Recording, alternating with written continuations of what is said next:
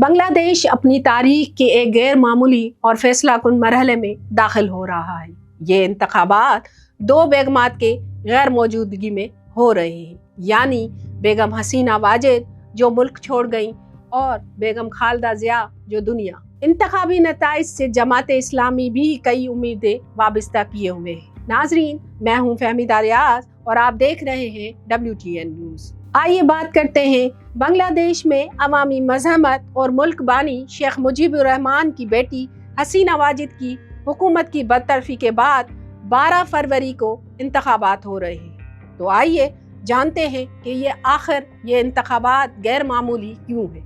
2024 کی عوامی اور طلبہ تحریک کے بعد بنگلہ دیش میں سیاسی منظرنامہ ایک دم تبدیل ہو چکا ہے، اور یہی تبدیلی اس انتخابات کو غیر معمولی بنا رہی ہے۔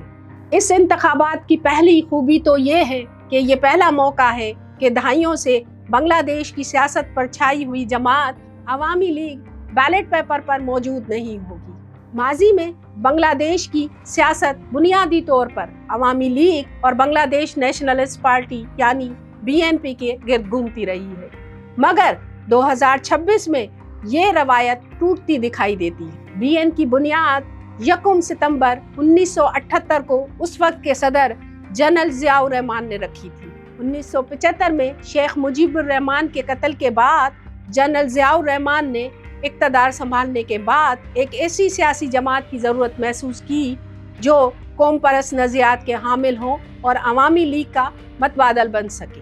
ویسے تو اس پارٹی کا بنیادی مقصد بنگلہ دیشی قوم پرستی کو فروغ دینا تھا، جو کہ عوامی لیگ کی بنگالی قوم پرستی سے مختلف تھی، جس میں مذہبی شناخت کو اہمیت دی گئی۔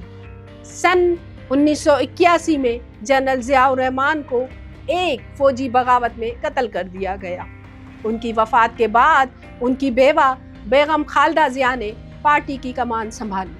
انہوں نے جنرل ارشاد کی فوجی آمریت کے خلاف طویل جدوجہد کی اور 1991 میں بنگلہ دیش کی پہلی خاتون وزیر اعظم بنی، جن کا رواں سال انتقال ہو گیا۔ اس وقت ان کے بیٹے طارق رحمان قیادت کر رہے ہیں۔ BNP نے تقریباً تمام 300 نشستوں پر امیدوار کھڑے کیے ہیں۔ ان کا مقابلہ 11 جماعتی اتحاد سے ہے، جس کی قیادت جماعت اسلامی اور نیشنل سٹیزن پارٹی کر رہی ہے۔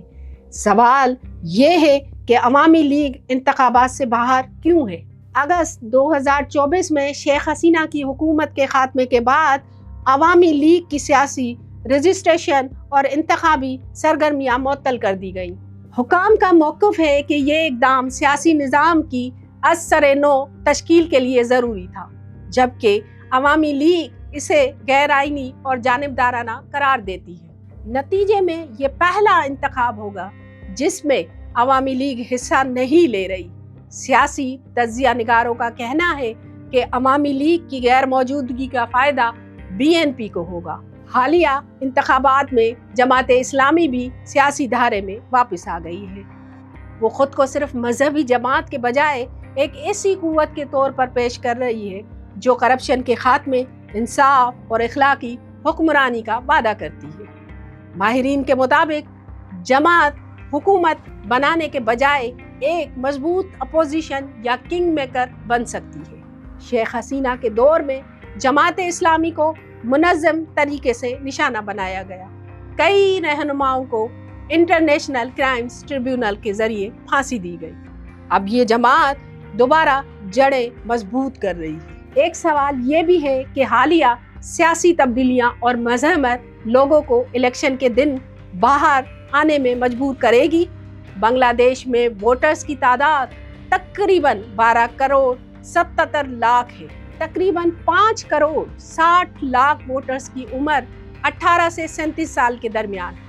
یہی طبقہ 2024 کی تحریک کا بنیادی محرک تھا۔ انہی نوجوانوں کا ووٹ فیصلہ کن ثابت ہو سکتا ہے۔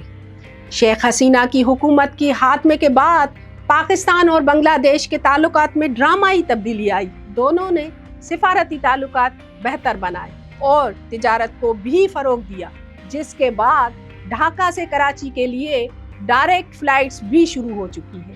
موجودہ انتخابات میں مقبول جماعت BNP کی سیاسی عوامی لیگ کے برعکس ہمیشہ سے بھارت کے اثر و رسوخ کے خلاف ایک آزاد خود مختار خارجہ پالیسی کے گرد گھومتی رہی، جبکہ جماعت اسلامی بنگلہ دیش کے بھی پاکستان سے پرانے تعلقات ہیں، جس سے ماہرین اندازہ لگا رہے ہیں کہ آنے والے دنوں میں یہ تعلقات مزید بہتر ہوں گے۔